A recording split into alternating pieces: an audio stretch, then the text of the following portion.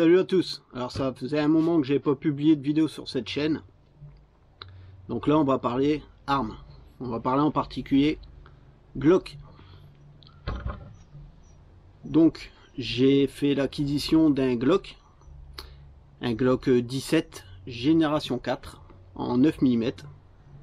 J'ai acheté d'occasion. Donc je vais vous en faire la présentation. Je vais vous expliquer pourquoi le Glock et pas un autre. Ça fait déjà quelques mois que je l'ai, donc j'ai déjà tiré pas mal avec.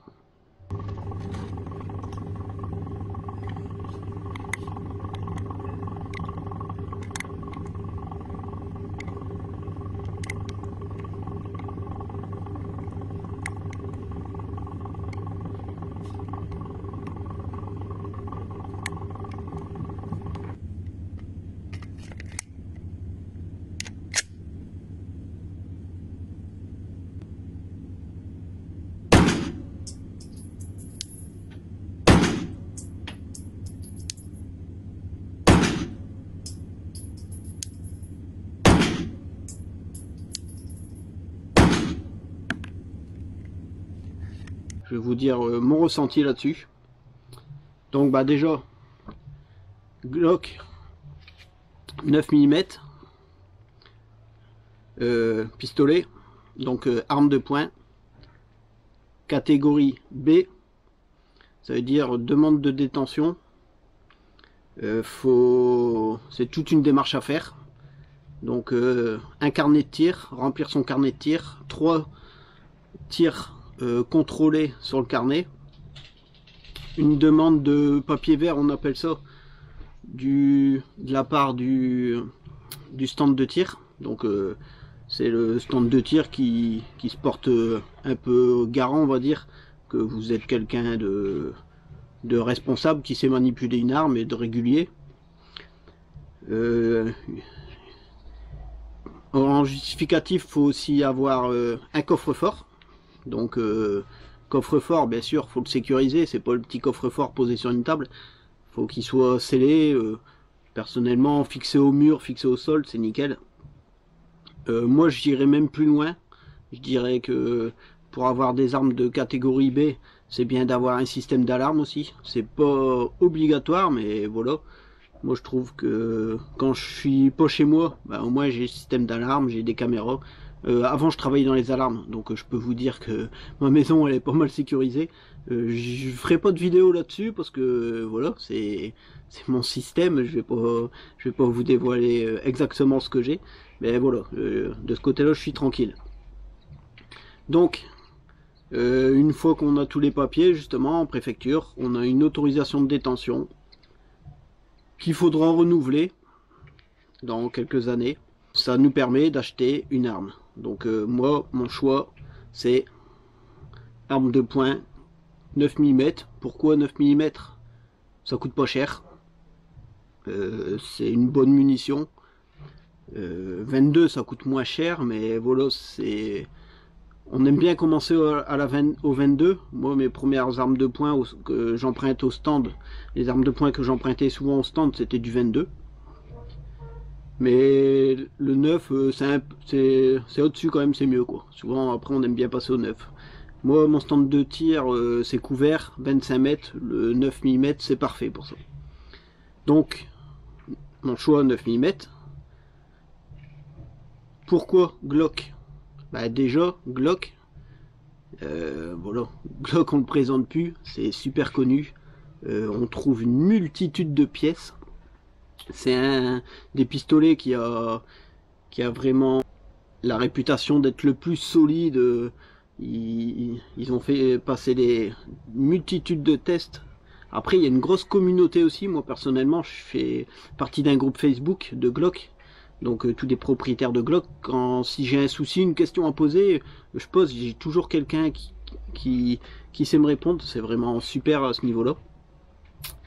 Donc le 17, alors j'hésitais entre le 17 et le 19. Il y en a, ils préfèrent le 19. En fait, le 19, il est plus court. Le 17, il est un peu plus long. Donc le 19, c'est vrai que c'est mieux, par exemple, si vous vivez aux États-Unis et que vous pouvez transporter votre arme. Ici en France, quand on transporte notre arme en tant que civil, c'est pas dans un holster ou la ceinture, non, c'est sans chargeur, avec une sécurité et dans une mallette, vraiment sécurisée, les munitions à part. Et il faut avoir une bonne excuse pour la transporter. Par exemple, si vous vous rendez à une armerie pour la faire régler, un stand de tir ou autre.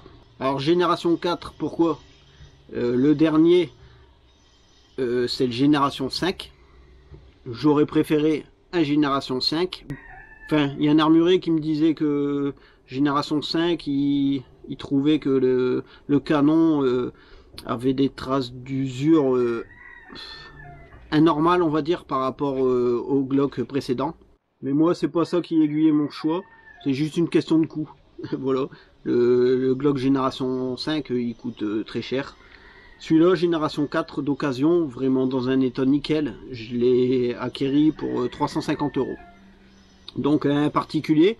Alors par contre, j'ai dû passer par une armurerie pour faire les papiers, les démarches, ce qui a coûté 50 € de plus. On peut plus vendre des armes entre particuliers en fait.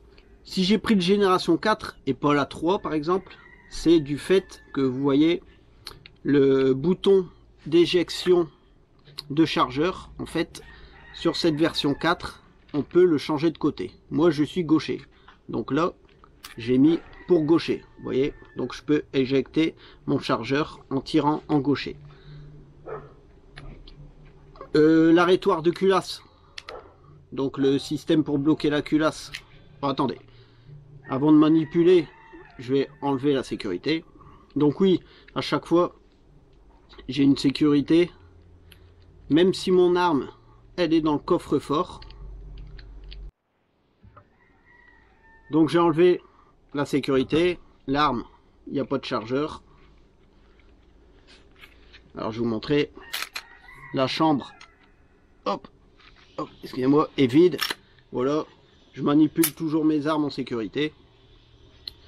Donc, même si mon arme, je la range dans un coffre-fort, en plus, je la sécurise avec ça. Je range le chargeur et les munitions dans un autre coffre.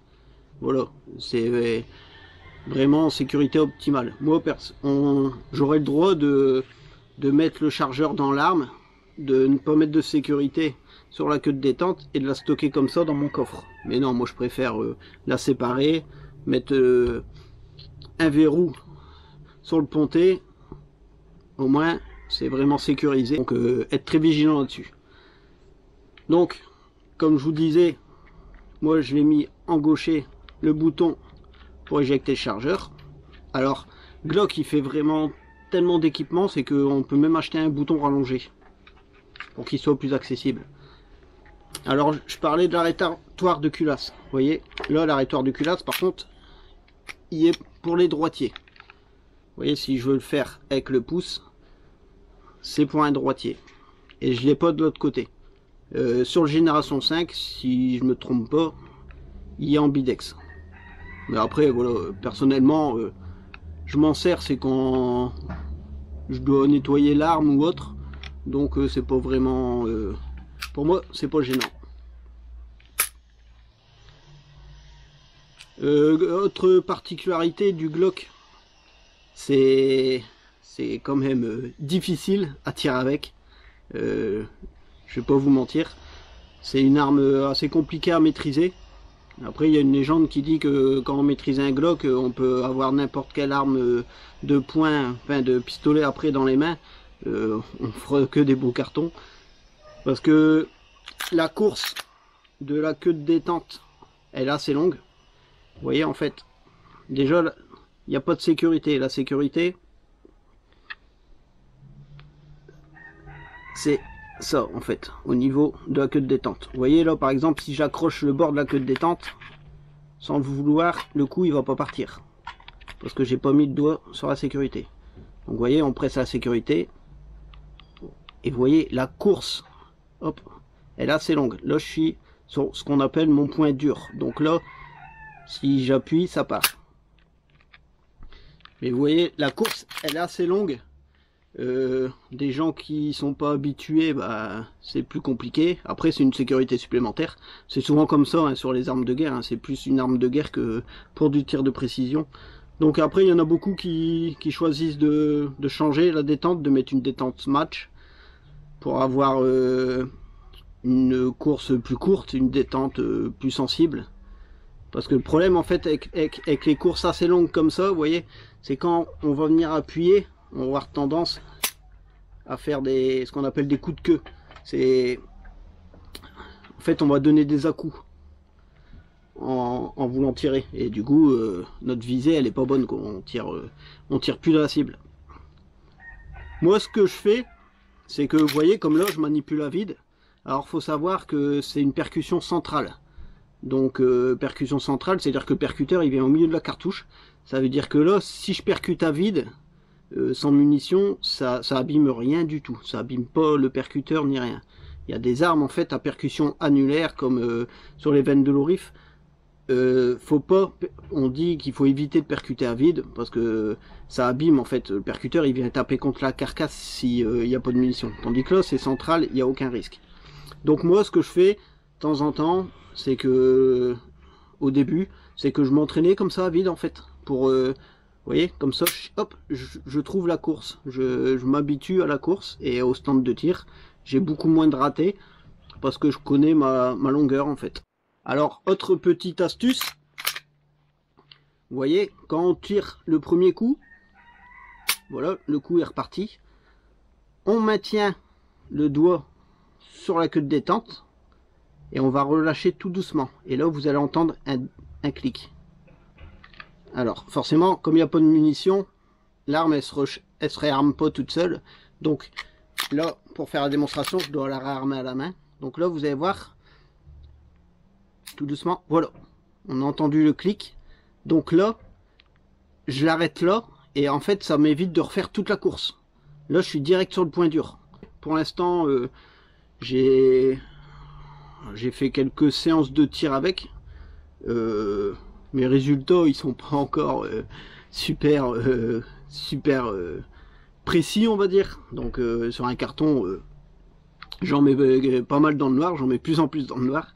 Mais j'arrose un peu sur tout le carton. Et de temps en temps j'ai même quelques balles qui partent hors carton. Mais voilà, c'est tout ce qui fait le charme de cette arme. Moi pareil, il y a beaucoup de monde au stand de tir qui me conseillait justement de l'équiper, de changer la détente, changer quelques trucs pour qu'il soit plus sensible et pour faire des meilleurs tirs, des tirs plus précis. Mais non, moi j'ai pris cette arme, je sais que c'est une arme robuste. C'est une arme un peu ingrate on va dire. Moi je trouve que c'est au tireur de s'habituer à l'arme et pas à l'arme à s'habituer au tireur. Donc je préfère moi m'habituer à mon arme plutôt que chercher à la modifier. Donc vous voyez, le Glock c'est vraiment une arme, on peut l'équiper mais vraiment, vous voyez là on a un rail, donc on peut mettre des lampes, des points rouges et autres. On peut changer des trucs de visée, mais moi je suis pas parti pour l'équiper celui-là, je laisse un peu basique. Donc avec, j'ai le chargeur.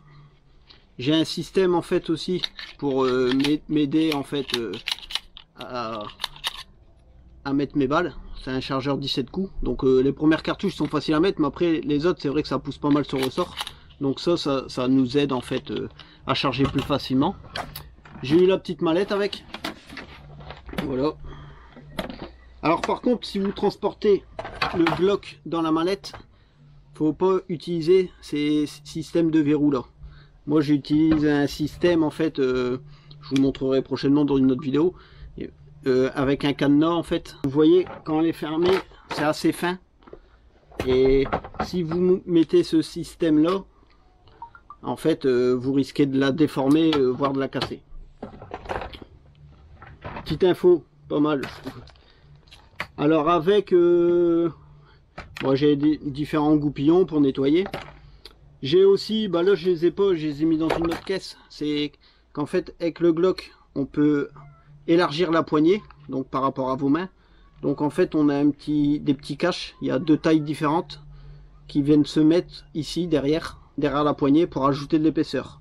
Moi j'ai une petite main, donc déjà vous voyez la poignée de Glock elle est déjà un peu trop grande pour moi, donc je vais pas l'épaissir en plus. Alors une autre petite astuce aussi, le Glock, il y a ça, même si c'est que du 9 mm, ça a quand même un certain recul.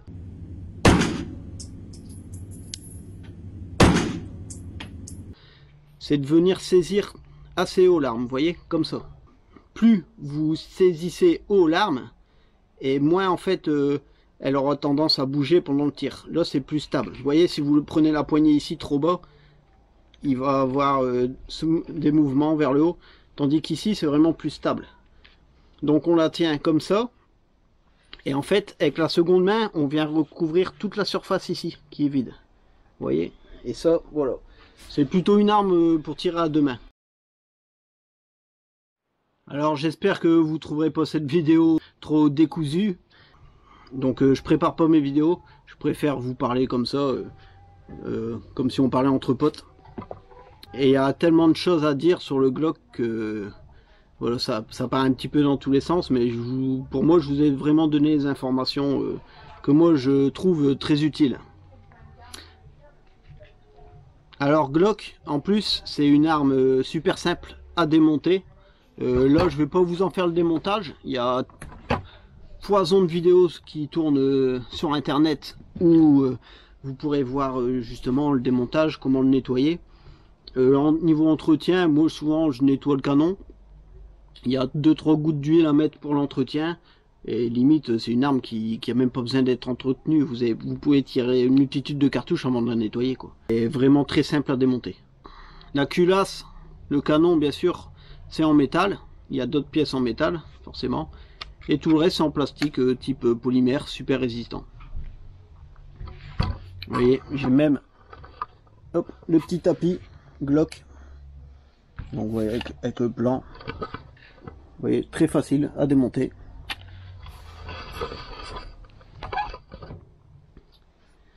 Et le fait de choisir un Glock 17, c'est pour avoir en fait avec une autorisation de détention de catégorie B, avoir une arme de poing, mais aussi une arme d'épaule. Donc le Glock, il y a tellement d'équipements qu'on peut le transformer en arme d'épaule. Mais ça va faire l'objet d'une prochaine vidéo. Certains connaissent les micro-Ronis. Donc c'est un boîtier dans lequel on vient mettre son Glock et ça le transforme en arme d'épaule. Ça reste le même calibre. Ces boîtiers en fait, ben, c'est bien parce qu'il n'y a pas besoin de détention. Puisque l'arme c'est le Glock qu'on met dedans. Le boîtier c'est juste une carcasse en polymère sur laquelle on peut monter une multitude d'accessoires. Alors moi au début j'étais parti justement sur Glock pour m'acheter dans un deuxième temps un micro-Roni. Et après plusieurs recherches, j'ai pu prendre en main un micro-Roni. La prise en main elle est vraiment pas mal, surtout sur le dernier, je crois que c'est la génération 4, celui que j'avais testé. C'est vraiment pas mal, c'est à peu près 300 € un micro-Roni, le boîtier, de base, hein, sans les visées ni rien. Et en fait, j'ai pu avoir d'occasion, mais enfin une occasion, c'était vendu comme du neuf, c'est vraiment, il est neuf le truc, il a servi vite fait en démonstration, il a tiré 100 cartouches, et quand j'ai reçu, il y a un état vraiment nickel. Ça vient du même inventeur que le micro-Roni, mais c'est un autre modèle, c'est un modèle américain. C'est un MCK génération 2. C'est vraiment monstrueux comme truc. Je vous mets une photo, mais je vous détaillerai tout ça dans une prochaine vidéo. Je risque de faire une multitude de vidéos justement sur mon Glock avec son équipement MCK, parce que il y a tellement de trucs à faire pour le customiser. Il y a des trucs complètement délirants, on peut mettre des baïonnettes, on peut mettre des trucs vraiment fous. Donc n'hésitez pas à vous abonner si ça vous intéresse. Si vous êtes intéressé comme moi par l'univers des armes à feu, donc si vous me voyez que vous n'êtes pas abonné, bah, abonnez-vous, parce que je vais parler vraiment beaucoup plus souvent d'équipement pour mes armes, d'équipement pour mon Glock, d'équipement pour mon kit, ma crosse, comme vous voulez, MCK. Donc ne ratez pas ça. Et pour pas le rater, bah, faut s'abonner quoi. Allez, à la prochaine.